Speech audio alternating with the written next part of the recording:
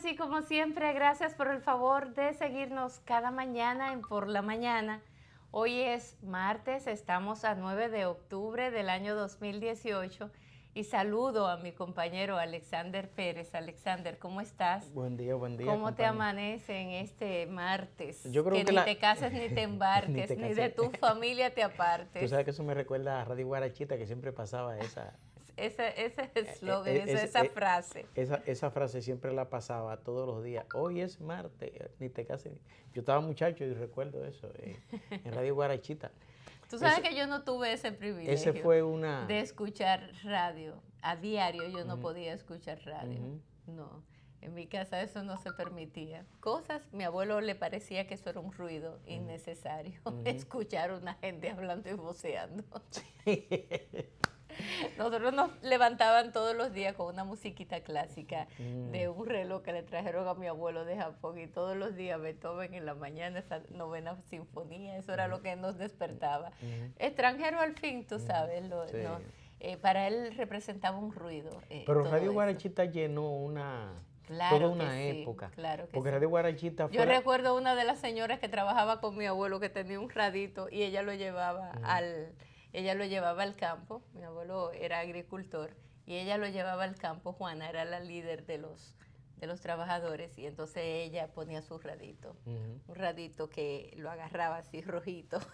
Recuerdo yo teniendo como 7 años. La gente, esa emisora nada más ponía bachata. Ah, ok. Nada más era bachata y guaracha, por eso se llamaba guarachita. Y guaracha. Sí. La guaracha es un poco más movida. Más movida, sí. Okay. Y entonces era la programación de esa emisora. Bueno, mira, Alexander, ayer, tal como nosotros lo dijimos aquí en la mañana, anunciamos incluso la hora, 9 de la mañana. Entonces, 9 de la mañana empezaron los choferes a hacer de la suya, pararon el tránsito. Eso sin dudas se sintió y fue contundente. Fenatrano tiene aquí una gran fuerza, son muchos choferes, como tú me decías, Lindsay, es que ellos son muchos y los muchos dentro de un grupo siempre tienden a llamar mucho. Todas esas voladoras de Cricajá que andan por ahí son de Juan Uvieres. Todas de Juan Uvieres. Entonces, ¿qué sucedió? Hasta mi casa llegaba el humo de las bombas lacrimógenas, sí. Varios videos que subieron a las redes sociales también de cómo se enfrentaban la policía con los choferes, etcétera. Esa es parte, mira, ahí el director de nosotros está atento a todo. Eso es en la avenida 27 de febrero, 27 casi esquina Gómez, Máximo Gómez. Fíjate cómo lo estaban persiguiendo a ese joven hasta que lo agarraron y le dieron su par de golpes. Eso incluso tiene audio pero no necesariamente tienes que poner el audio, Anthony. Fue un caos, verdaderamente. Esa zona se convirtió en un caos. Nadie quería cruzar ya por ahí. Una amiga mía iba a llevar al aeropuerto. Trancaron el tránsito. Sí. Pusieron toda esa chatarra en el medio. Bueno, ellos tenían planificado poner todas las guaguas a la derecha, parqueadas una delante de la otra. A veces también quien está llamado a mantener el orden público, que son las autoridades, yo creo que, bueno, le bajan una línea, pero pienso que pueden hacer un trabajo sin que necesariamente vayan de buenas a primeras y sin primero apelar al diálogo y vayan ahí con todo, no. Primero hay que apelar al diálogo, hay que dejar que de manera cívica quienes se quieran manifestar, quienes quieran protestar, lo puedan hacer bajo el marco del orden, respetando el orden, sin que eso vaya a provocar ningún disturbio. Pero, ¿por qué las huelgas? Se le unió la UAS, como decía Anthony. ¿Qué tiene que ver la UAS con la huelga del transporte? Tiene que ver mucho, porque los muchachos que van a esa universidad tienen que pagar pasajes diario. ¿Y qué pasa? Que el pasaje ha aumentado de precio. Lindsay, pero los transportistas cuando ha bajado, los transportistas no han bajado los pasajes. Cuando el petróleo se puso a Sí, pero yo 150 estoy dólares. hablando de por qué los muchachos de la UAS se unieron a la huelga. ¿Por qué? Porque le aumentan el pasaje y porque la gasolina está altamente costosa. O quizás Juan Ubiere pagó para eso. Porque es que Juan Ubiere... pero es tan poderoso, pero yo no sé si es tan poderoso. Aún sea lo que sea. Una gente que tenga una fortuna de 500 millones de pesos es poderosa. El fondo de todo esto es que la gente de la UAS, los estudiantes de la UAS, se unieron a la protesta y ellos alegaban que, ¿por qué? Por un pasaje caro, por el alto costo de la vida, que eso no es mentira, por los terribles apagones que estamos padeciendo todos. Anoche en mi casa la planta no quería entrar, lo tuvieron que hacer manualmente, pero no solamente eso, nosotros tenemos una planta alquilada en el edificio de nosotros, porque la planta de nosotros en una... reventó. No, la chispa, una cosa, porque entonces empezó la luz, se va, viene, se va, viene. ¿Y qué hizo? Una planta de 500 kilos, ahora se le dañó una pieza, una cosa que cuesta 700 y pico de mil de pesos. Entonces, ¿por qué? Porque aquí no hay garantía ni siquiera para eso. Aquí no hay garantía para nada. No solamente que te llevan la luz por muchísimas horas, sino que además le cogen el relajo, que viene, que se va, que viene, que se va, y se te dañan todos los aparatos eléctricos de la casa. Eso sí es verdad. Eso es así. En el edificio mío a 3 gente se le dañó la nevera. Se le dañaron varios enseres eléctricos en la casa. Entonces no puede ser. Aquí, lamentablemente, el servicio energético es de bajísima calidad. Es de muy baja calidad. ¿Y quién no sabe también que los productos alimenticios están por las nubes? La gente en el fondo está apoyando esas huelgas. ¿Por qué? Porque necesita una reacción de parte de las autoridades. Hay que accionar, hay que dar respuesta. Bueno, ayer el ministro administrativo de la presidencia dijo que ellos no iban a permitir que este grupo de gente provocara caos, provocara disturbios. Creo que esa no es la forma. Pienso que el diálogo debe ser la vía expedita para resolver situaciones, pero que se le escuche. Entonces ahora va a haber diálogo después de que se tuvo que pasar todo lo que pasó. Y no solamente eso, que se sigue anunciando huelga. Se sigue anunciando huelga para los próximos días, para las próximas semanas. Yo no soy de las que cree en el disturbio. Ahora bien, llega un momento en que las autoridades se hacen tan sordas, ciegas y mudas, que de algún modo la sociedad tiene que reaccionar. Yo estoy de acuerdo con que las sociedades reaccionen. Yo no creo en los pueblos que se quedan amilanados, cruzados de brazos, siendo simple y llanamente espectadores y quejándose, pero no hacen nada. Los pueblos se tienen que levantar, los pueblos tienen que reclamar, los pueblos tienen que hacer valer sus derechos, exigirle a las autoridades a que cumplan con su rol, el rol que les corresponde. Todo eso lo tienen que hacer los pueblos para que no nos veamos en situaciones como la de Brasil, por ejemplo, para que no nos veamos en otros espejos de la región. Los pueblos tienen que demostrarle a las autoridades también que a ellos hay que respetarlo, que a ellos hay que darles respuesta, que todos los que están ahí en un gobierno son empleados de nosotros y a nosotros hay que darnos explicaciones de todo y cuanto se haga. Esa es la verdad. No se puede actuar con tanta petulancia, ser tan petulantes como que no tengamos nosotros los ciudadanos derecho a una explicación de por qué están pasando todo lo que está pasando en este país. Entonces, no creo en que se tenga que tirar bombas, ni que se tenga que matar a nadie, ni mucho menos, pero sí yo creo en que en algún momento determinado el que quiera protestar por lo que entienda que tiene que protestar, tiene derecho a hacerlo y se debe de permitir hacerlo.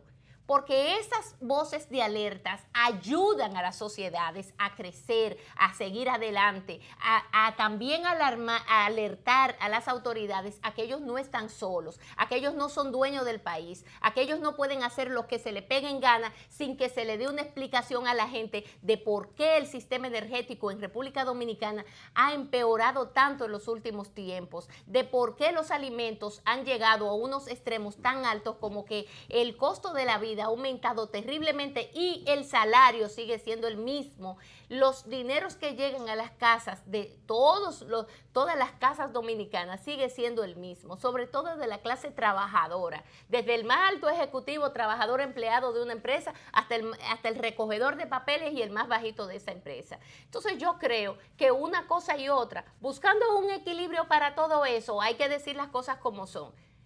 No es verdad que tampoco Ubier siempre tiene esa forma de actuar que yo no se la respaldo, pero también es cierto que la gente tiene que reaccionar y muchas personas de las que conversé en el día de ayer estaban de acuerdo con la huelga, no por los disturbios, estaba de acuerdo en el fondo por todas las cosas que están sucediendo y que no se le da respuesta. Por eso es que yo digo que las autoridades tienen que estar siempre conectadas con la sociedad y siempre tienen que darle explicación de las cosas a la gente. Ya yo estoy padeciendo desde hace mucho los apagones en mi casa y no solamente eso, que nos va a costar a todos los dueños de apartamentos de ahí y los que no son dueños también, como quiera, porque hay alguien que es dueño del inquilino que está en ese apartamento, le va a costar dinero. ¿Por qué? Por una negligencia del Estado. Por eso esos apagones intermitentes que parecen Navidad en pleno verano. Entonces, así tampoco puede ser. Y las voces y las molestias están ahí latentes en cantidades de personas que cuando se reúnen pequeños grupos, ese es uno de los temas principales que trata la gente. Sí, pero mira una cosa, Lindsay. Los métodos de Juan Ubiere, esta sociedad no puede aplaudirlo. Yo lo dije que no, pero... Juan Ubiere tiene una profunda vocación de turbero y una sociedad no puede patrocinar actos de esa naturaleza. Lo que pasó ayer en esta ciudad, aprobando. eso es reprochable y una sociedad no puede aplaudir un acto de vandalismo como ese. Juan Ubiere es una especie dominicana de Osama Bin Laden. Un señor que ha acumulado fortuna y está provocando serios problemas a la estabilidad de este país. Juan Ubiere estuvo callado no porque no tenía la intención de hacer esas cosas, sino porque la estabilidad de precios que mantuvo, no estabilidad, sino que los precios del petróleo desde el 2014 empezaron un proceso de descenso.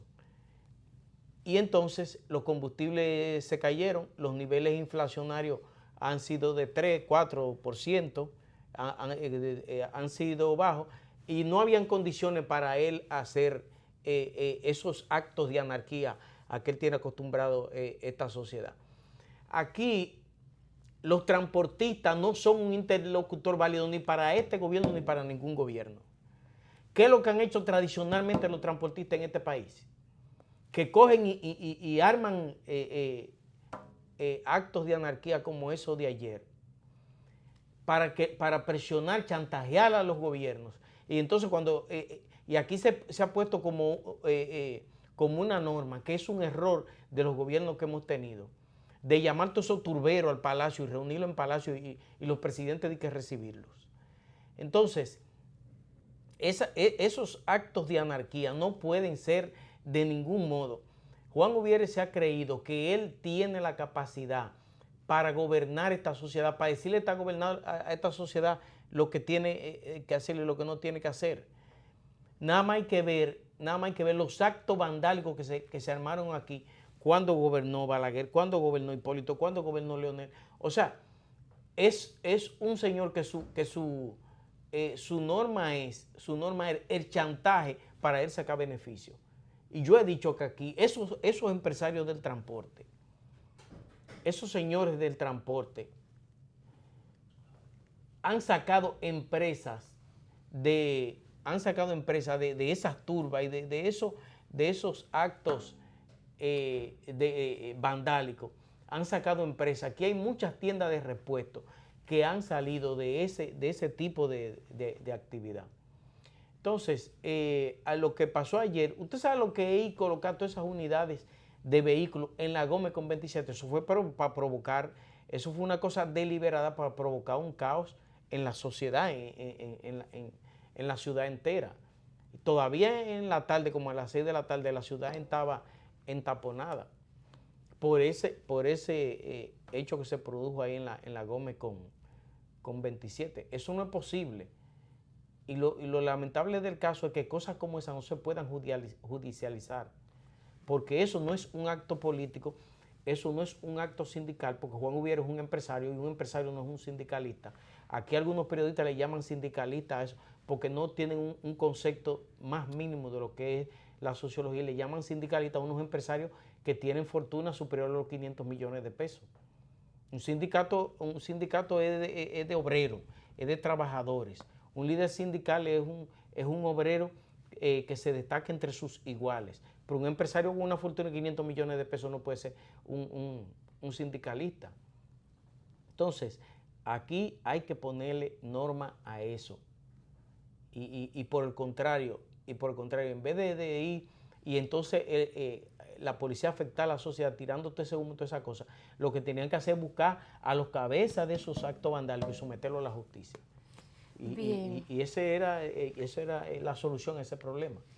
Mira, tú sabes que en Venezuela se ha desatado una crisis más de las tantas crisis que están sucediendo en Venezuela. Y la última crisis ahora que tenemos fue la forma inusitada, extraña, de la muerte de Fernando Albán, el concejal Fernando Albán de la oposición, que había sido acusado como uno de los sospechosos de intentar asesinar al presidente venezolano Nicolás Maduro. ¿Se recuerdan? El dron ese que apareció mientras él estaba en un espacio abierto hablando y todo eso.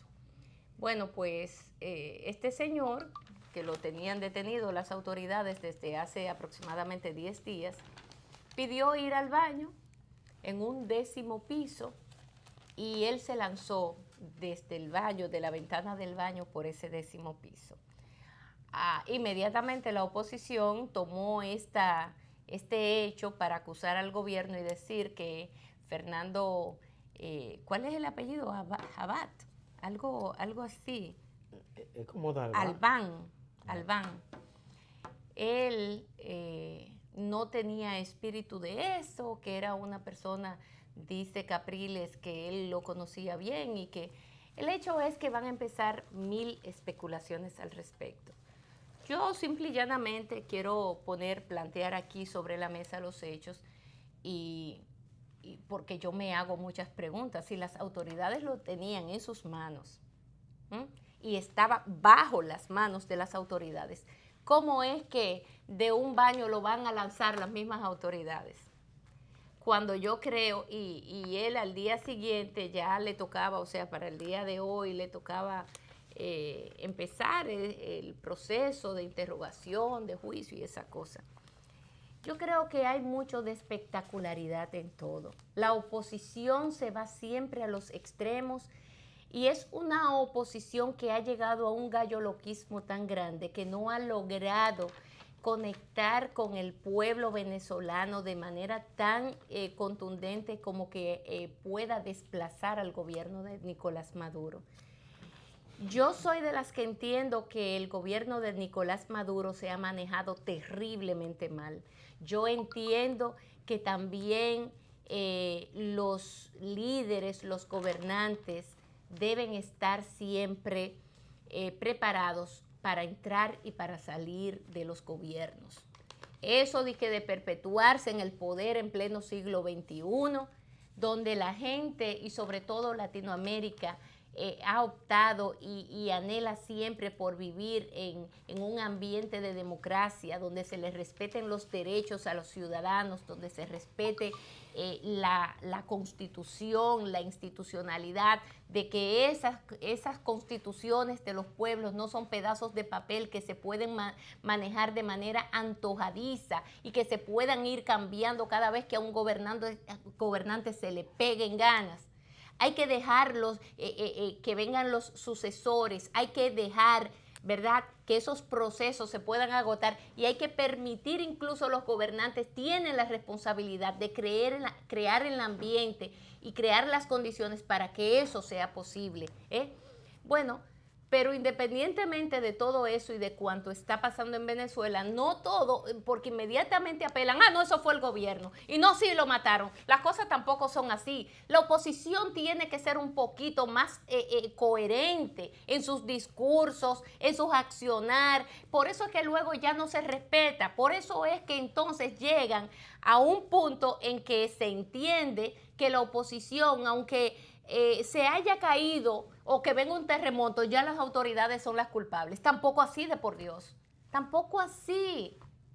Yo creo que, bueno, ya quienes están llamados a hacer la investigación y las autoridades han dicho, nosotros vamos a empezar a hacer un proceso de investigación respecto a este caso. Bueno, pero y este señor no era ni siquiera muy conocido, empieza a salir un poco más a la luz a raíz del apresamiento de él, de las acusaciones que se le han hecho, esto y lo otro. No era un líder altamente conocido, ni mucho menos, pero entonces la oposición lo utiliza como un arma, el hombre muerto, como un arma para atacar al gobierno. Y ahí es donde yo digo que no puede ser que la política se maneje a esos niveles, porque a quien están irrespetando es a los pueblos. Los políticos ya tienen que cambiar su forma de accionar, sus discursos lo deben de cambiar, su visión ante la política también, la deben de cambiar y entonarla con estos tiempos, porque definitivamente que la sociedad se le fue delante a los políticos, se le fue delante a todos los partidos políticos que siguen todavía arrinconados una parte, otros pertrechados en unos discursos ya totalmente manidos. No puede ser, de por Dios. ¿Por qué pasa eso? Bueno, cuando se desconectan con los pueblos, cuando dejan de padecer lo que están padeciendo los pueblos, por muchísimas razones se desconectan. Porque entonces la política se convierte para muchos de ellos en un negocio. Cuando todas esas cosas pasan, la política se daña. Y quienes la dañan son los políticos. No es más nadie, son los políticos, porque ellos son los que la representan y los que la hacen y los que le dan vida. De todos modos, es un caso que habrá que esperar que las autoridades den una explicación al respecto, pero yo particularmente, fríamente analizando eso, digo, pero a lo que menos le interesaba que este hombre se matara es a las propias autoridades, de por Dios, desde su propia oficina, desde su propio recinto. Mira, es un hecho realmente lamentable. Un hombre que está acusado de un hecho político, aparecer muerto así, eso en cualquier sociedad del mundo, eso provoca una crisis política. Si no fuera un gobierno de fuerza como el que hay en Venezuela, la situación política, eso lo hubiese complicado bastante, porque cuando se trata de la muerte así de un opositor en la forma en que se produjo, generalmente eso provoca, yo recuerdo el caso de aquí de Narcisazo, que era un opositor así a los gobiernos de Balaguer. Hay una parte que dice que él se suicidó, hay otra parte que dice que lo mataron las Fuerzas Armadas. Al fin y al cabo uno no sabe, porque hay dos versiones, pero a cualquier ciudadano que tú le preguntabas en ese entonces sobre ese hecho, te decía, lo mató Balaguer, lo mató el gobierno, porque los gobiernos con un opositor preso tienen que revestirlo de todas las garantías posibles para evitar no solo que él se suicide, sino también que fuerzas extrañas al gobierno o al propio interior de los gobiernos puedan poner en riesgo la vida o la integridad de los líderes de la oposición. Entonces, ese tipo de cosas generalmente provocan esas situaciones políticas. Y más cuando hay un estado de intolerancia en una sociedad, porque en Venezuela hay un estado de intolerancia generalizado en toda la sociedad. Nadie quiere transigir, nadie quiere diálogo, nadie quiere. Hay una situación de de fuerza en todos los segmentos. Entonces yo pienso que el caso de Venezuela es un caso que necesariamente tiene que intervenir la comunidad internacional y tratar de propiciar un diálogo, tratar de propiciar un entendimiento en esa sociedad. Independientemente de que se han burlado de las comisiones de diálogo que hubo, tanto de la OEA como de UNASUR. Pero hay que seguir, yo pienso que hay que seguir buscando, en este caso lo fundamental no es andar buscando un culpable, en este caso hay que buscar es una conciliación en esa sociedad, porque Venezuela está desestabilizando, yo lo he dicho en varias ocasiones, Venezuela está, y hoy lo dice el Banco Mundial en un informe que da a conocer, Venezuela está desestabilizando todos los países de América Latina, porque, por ejemplo, decía en un informe el canciller de Colombia, que en este momento ellos tienen, que sé yo, cuántos millones de venezolanos, y que el cálculo que ellos tienen es que en 12 meses esa suma se va a doblar. Y tú lo buscas en España, y tú lo buscas en Perú, y tú lo buscas en toda América Latina. En toda América Latina Venezuela está desestabilizando estos países. Aquí, usted tiene empresas que están asimilando inmigrantes venezolanos porque no le pagan seguro médico, no le pagan, nada más le están pagando el sueldo. Yo conozco un caso de una publicitaria que canceló prácticamente a todos los empleados que tenía y ha ido asimilando venezolanos porque y nada más le pagan un sueldo. O sea, aquí las prostitutas venezolanas le han quitado el mercado a las prostitutas criollas. O sea, es un problema a todos los niveles, desde lo más alto hasta lo más bajo. Aquí hay hasta empresarios del más alto nivel venezolano. Entonces yo lo que pienso es que en Venezuela hay que buscar una reconciliación común, no sé, porque los profesionales de la política son los que tienen que empezar a buscar. La OEA, UNASUR y esos organismos tienen que buscar una conciliación en Venezuela.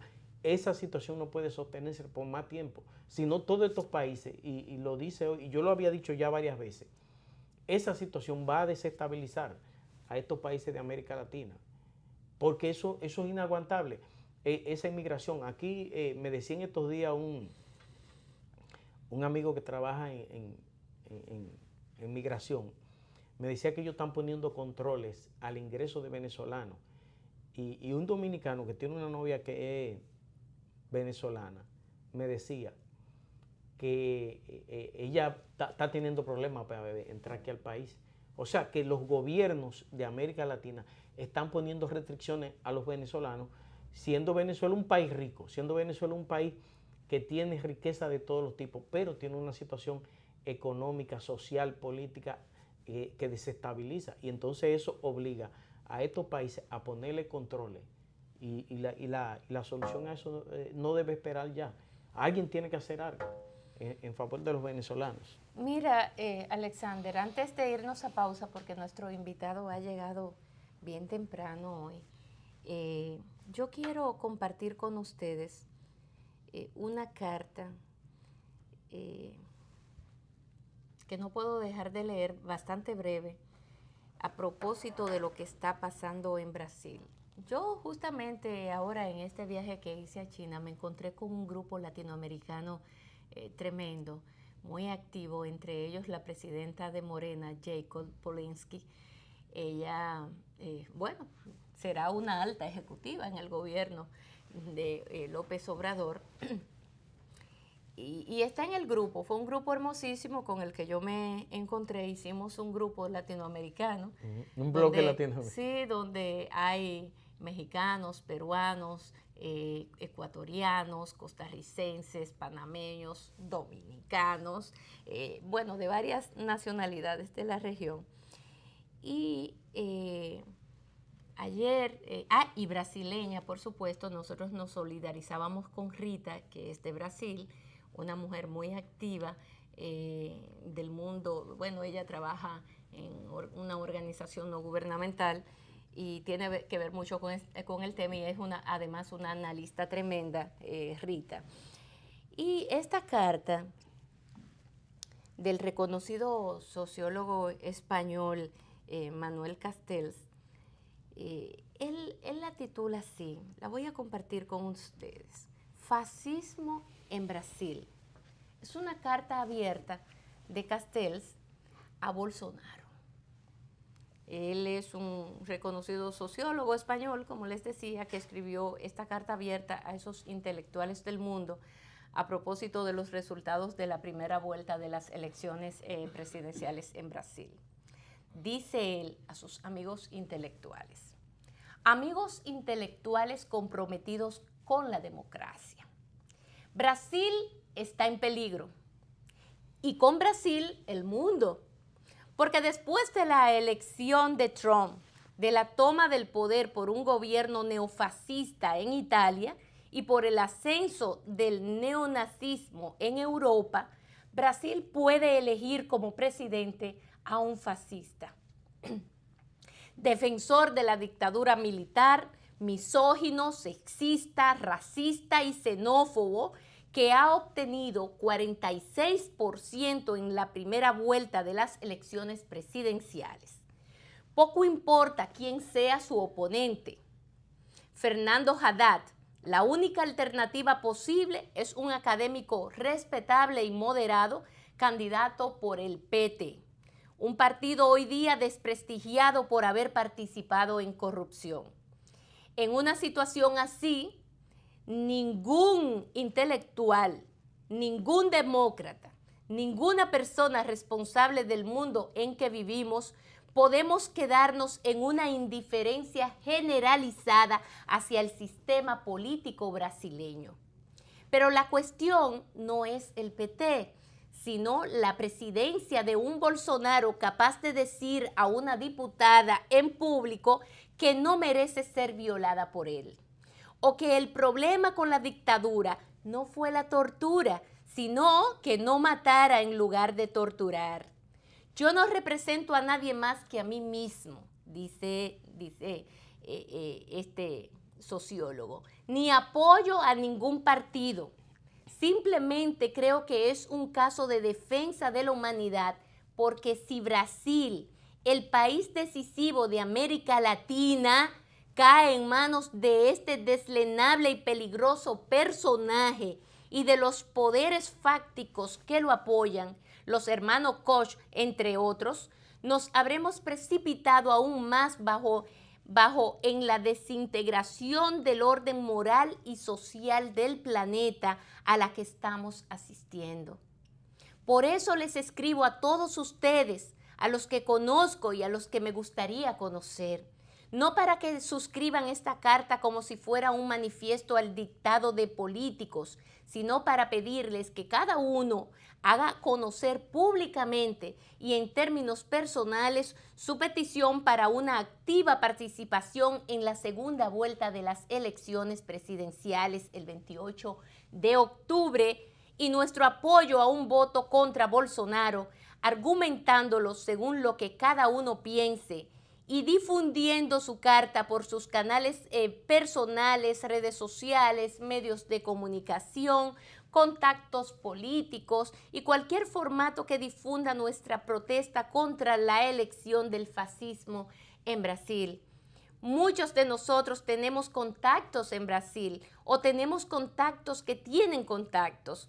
Contactémoslo, dice él. Un mensaje de WhatsApp es suficiente o una llamada telefónica personal. No nos hace falta un número o un hashtag. Somos personas, miles, potencialmente hablando a millones en el mundo y en Brasil, porque a lo largo de nuestra vida hemos adquirido con nuestra lucha e integridad cierta autoridad moral. Utilicémosla en este momento antes que sea demasiado tarde.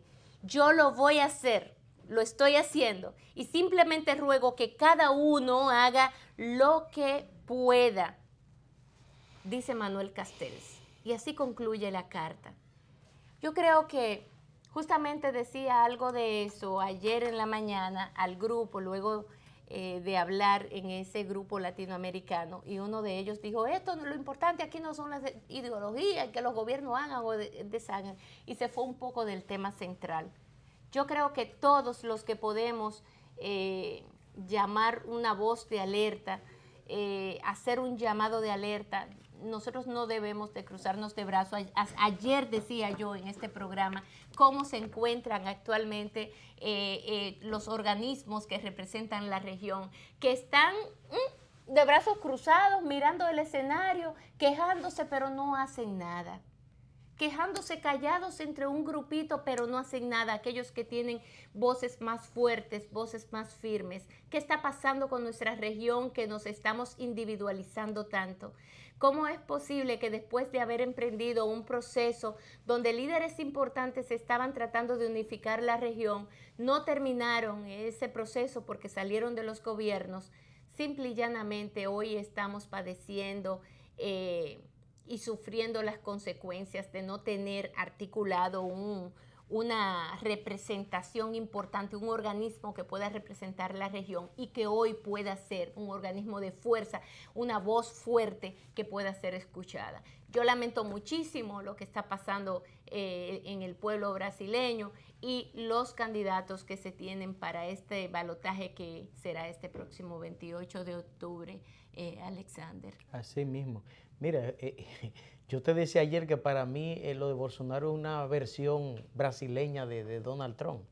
Eso es lo que se percibe así, con ese discurso tan incendiario que tiene, un discurso misógino, racista, de este señor, a pesar, y un discurso neoliberal, que es raro que un país, como es el caso de Brasil, donde la izquierda, que no es un país cualquiera, por y donde la izquierda ha tenido tanta vigencia, la sociedad compra así un discurso hasta cierto punto neoliberal, porque generalmente quienes tienen esos discursos neoliberales asumen una propuesta en campaña y después en el gobierno ejecutan un programa neoliberal. Él tiene un programa neoliberal y tiene un discurso neoliberal. Y aún así, él tiene un discurso misógino y hasta le hicieron una protesta nada más de mujeres.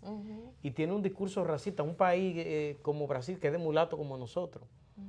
Y entonces, aún así, tiene ese nivel de apoyo, ese nivel de respaldo.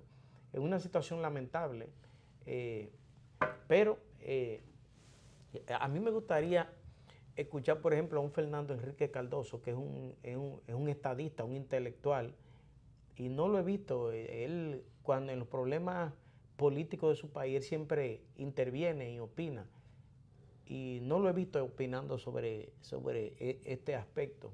No sé si será que él prefiere que pase una cosa en vez de otra, ¿entiendes? Pero Bolsonaro, simple y llanamente, como dice Castells, detrás de él, no, hay un sector muy poderoso, que son los que lo respaldan. Vamos a ir a una breve pausa comercial y luego de la pausa venimos a conversar de economía. La gente siempre está interesada en los temas económicos. No, y un hombre que conoce los asuntos presupuestarios, que se ha dedicado a estudiar los asuntos presupuestarios del país. Sí. A propósito de que estamos en octubre y ya el presupuesto se aprobó. Sí. Vámonos a pausa.